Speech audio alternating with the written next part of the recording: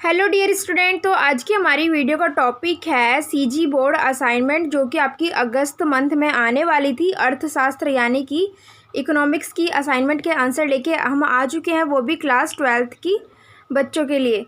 तो देखिए, इस वीडियो में हम आपको उस असाइनमेंट के जितने भी क्वेश्चन है, 5 क्वेश्चन है, सभी के आंसर बताएंगे और साथ में ये भी बताएंगे कि आपको असाइनमेंट के आंसर कैसे लिखने हैं ताकि आपके फुल मार्क्स आ सके।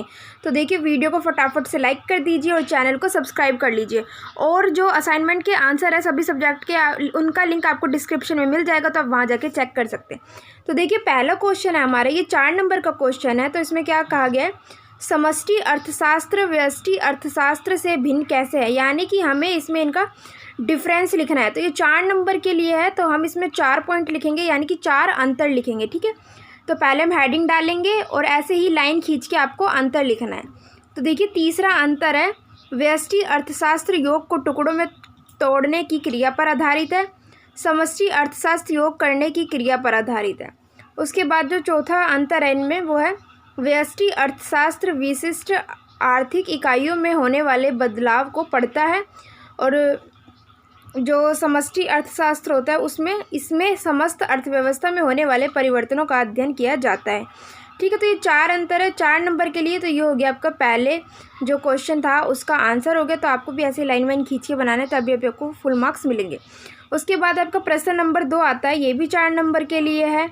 विभिन्न अर्थव्यवस्थाओं में केंद्रीय समस्याओं का समाधान कैसे होता है। ठीक है, तो देखिए, जो केंद्रीय समस्याएं होती है उनका समाधान निम्न प्रकार से होता है। तो पहले आप ये लिखेंगे, और जो भी 3 समस्याएं पहले हम उनको लिख देंगे। पहली, किन वस्तुओं का उत्पादन किया जाए। ठीक है, सेकंड है उत्पादन कैसे करें, और उसके बाद तीसरी है उत्पादन किसके लिए करें। अब इन्होंने पूछा है कि अर्थव्यवस्था में कैसे इनका समाधान होता है। तो देखिए, सबसे पहले हम हेडिंग डालेंगे समाजवादी अर्थव्यवस्था। तो समाजवादी जो अर्थव्यवस्था होती है उसमें इसका समाधान कैसा होता है। तो इसके अंदर हम लिखेंगे, इसमें उत्पादन के विभिन्न साधनों पर संपूर्ण समाज का नियंत्रण होता है तथा आर्थिक क्रियाओं का संचालन सभी के हित में किया जाता है। समाज की आवश्यकताओं के आधार पर प्राथमिकता देते हुए केंद्रीय समस्याओं का समाधान किया जाता है। उसके बाद सरकारी नीतियों द्वारा इस समस्या का समाधान कैसे किया जाता है। तो देखिए, फिर इसमें लिखेंगे, मौद्रिक नीति, राजकोषीय नीति, वाणिज्य नीति आदि के द्वारा सरकार नियंत्रण रखने का प्रयास करती है। वहीं दूसरी ओर निजी क्षेत्रों को पर्याप्त स्वतंत्रता प्राप्त होती है। इस प्रकार पूंजीवादी एवं समाजवादी नीतियों के आपसी सहयोग से आर्थिक एवं सामाजिक दोनों ही प्रकार की केंद्रीय समस्याओं का समाधान किया जाता है। तो यहाँ पे हमने बता दिया, तो 4 नंबर में काफ़ी है। उसके बाद आपके असाइनमेंट का 3rd क्वेश्चन आ जाता है, उत्पादन संभावना वक्र से क्या अभिप्राय है। इस वक्र के प्रयोग से केंद्रीय समस्या क्या उत्पादन करे को स्पष्ट कीजिए। तो सबसे पहले हम उत्पादन संभावना वक्र का जो मीनिंग लिख लेंगे, यानी कि किसे कहते हैं। ठीक है, तो 3 या 4 लाइन का ये हो जाएगा।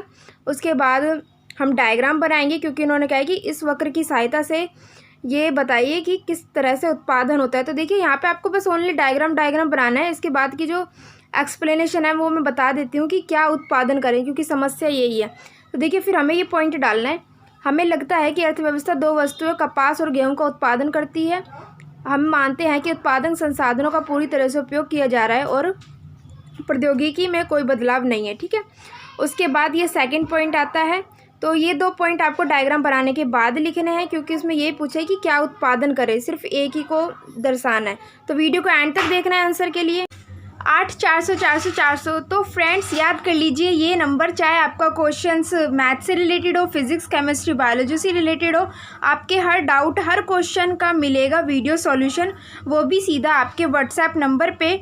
बस अपने फ़ोन नंबर में आपको 8 400 400 400 नंबर जो ऐड करना है, उसके बाद अपने क्वेश्चन की फ़ोटो खींचनी है, उसे क्रॉप करना है, और उसका आपको वीडियो सॉल्यूशन मिल जाएगा 5 सेकंड के अंदर। क्लास 6 से 12 IT, जी मेन, एडवांस सभी बोर्ड्स के बच्चों के लिए है। तो अभी जाइए, देर किस बात की, अपना सवाल व्हाट्सअप करें और सभी डाउट्स को आउट कीजिए। लिंक आपको डिस्क्रिप्शन में मिल जाएगा। तो स्टूडेंट, असाइनमेंट का अगला क्वेश्चन है प्रश्न नंबर 4। तो ये भी 4 नंबर के लिए है। एक उदाहरण की सहायता से अवसर लागत की अवधारणा को स्पष्ट करें, यानी कि अवसर लागत यानी कि अपॉर्चुनिटी कॉस्ट। तो सबसे पहले हम इसमें अवसर लागत का अर्थ लिखेंगे यानी कि मीनिंग लिखेंगे। तो मीनिंग में लिखेंगे उत्पादक जब किसी साधन विशेष का प्रयोग किसी वस्तु विशेष के उत्पादन के लिए करता है तब वह दूसरी वस्तु के उत्पादन का त्याग कर देता है। इस प्रकार साधन विशेष के वैकल्पिक प्रयोग के अवसर के त्याग को ही अर्थशास्त्र वे अवसर लागत कहते हैं। ठीक है। उसके बाद अर्थव्यवस्था की दृष्टि से किसी एक वस्तु की अतिरिक्त मात्रा की अवसर लागत दूसरी वस्तु की त्याग की गई मात्रा होती है। तो देखिए यहाँ पे अवसर लागत का जो मीनिंग लिखा हुआ है उसके बाद इन्होंने कहा है एक उदाहरण की सहायता से इसको समझाइए। तो यहाँ पे हम इस उदाहरण देंगे। तो सबसे पहले आप डालेंगे हेडिंग अवसर लागत का उदाहरण। ठीक है। तो देखिए आइए इसे एक उदाहरण द्वारा समझने का प्रयास करते हैं। ठीक है। मान लीजिए कोई ड्राइवर है जो टैक्सी कार सब चलाता है, लेकिन आप उसे किसी एक समय में इन सभी कार्यों के लिए नियुक्त नहीं कर सकते। ठीक है। तो एक ड्राइवर है और इतनी सारी चीज़ चलाता है, तो आपको ऐसे लिखना है यानी कि अगर वह जीप चलाने के लिए नियुक्त किया जाता है तो निश्चित रूप से उसे बस या फिर जो दूसरी चीज़ें हैं वो छोड़नी पड़ेगी, अर्थात बस चलाने के अवसर का त्याग का ही उसके लिए जीप की अवसर लागत है। उसके बाद हम लास्ट में लिख देंगे ये वाला, क्योंकि उसके साधन सीमित होते हैं इसलिए कोई एक व्यक्ति वस्तु प्राप्त करना चाहता है तो उसे बी को छोड़ना पड़ता है और जो वो छोड़ता है तो वही क्या होती है, अवसर लागत होती है। उसके बाद प्रश्न नंबर 5वां, देखिए यहाँ पे गलती से 6 लिख गया, ये प्रश्न नंबर 5वां है।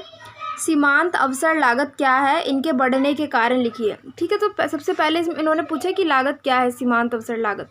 तो पहले हम हेडिंग डालेंगे सीमांत अवसर लागत, ब्लैक पेन से हेडिंग डालेंगे। फिर इसमें हमने इसका मीनिंग लिखा है। तो इसमें है एक वस्तु x की सीमांत अवसर लागत किसी दूसरी वस्तु y की वह मात्रा है जिससे x वस्तु की एक अतिरिक्त इकाई का उत्पादन करने के लिए छोड़ना पड़ता है, अर्थात जो x वस्तु को एक ज़्यादा इकाई के उत्पादन से y वस्तु के उत्पादन में जो कमी आती है उसे x वस्तु को एक अतिरिक्त इकाई की सीमांत अवसर लागत कहते हैं। ठीक है। तो यहाँ पे सीमांत अवसर लागत का मीनिंग हो गया। इसमें इन्होंने और क्या पूछा इसी क्वेश्चन में आगे, इनके बढ़ने के कारण लिखिए। तो 2 नंबर में मीनिंग हो जाएगा और 2 नंबर में कारण हो जाएंगे। तो पहले हम हेडिंग डालेंगे सीमांत अवसर लागत बढ़ने के कारण। ठीक है। उसके बाद हमने यहाँ पे 2 कारण लिखे हैं, आप चाहे तो 2 या 3 लिख सकते हैं। तो पहला कारण है नीचे की ओर ढालू बाएं से दाएं होता है। इसका कारण यह है कि यदि एक वस्तु का अधिक मात्रा में उत्पादन करते हैं तो दूसरी वस्तु के उत्पादन की मात्रा में कमी करनी होती है। ठीक है। तो सेकंड जो रीज़न है, सेकंड कारण है मूल बिंदु की ओर नतोदार होता है। इसका कारण बढ़ती हुई सीमांत अवसर लागत है। तो स्टूडेंट ये थी हमारी इकोनॉमिक्स की असाइनमेंट क्लास 12th की, अर्थशास्त्र की। अगर आपको वीडियो अच्छी लगी तो वीडियो को लाइक करें, चैनल को सब्सक्राइब करें ऐसी और वीडियोस के लिए। अगर आपको किसी क्वेश्चन में कुछ समझ में नहीं आ रहा है, कोई वर्ड वगैरह, तो वो भी आप हमें कमेंट करके बता सकते हैं और साथ में आपसे अपने सब्जेक्ट भी कमेंट करें। Thanks for watching.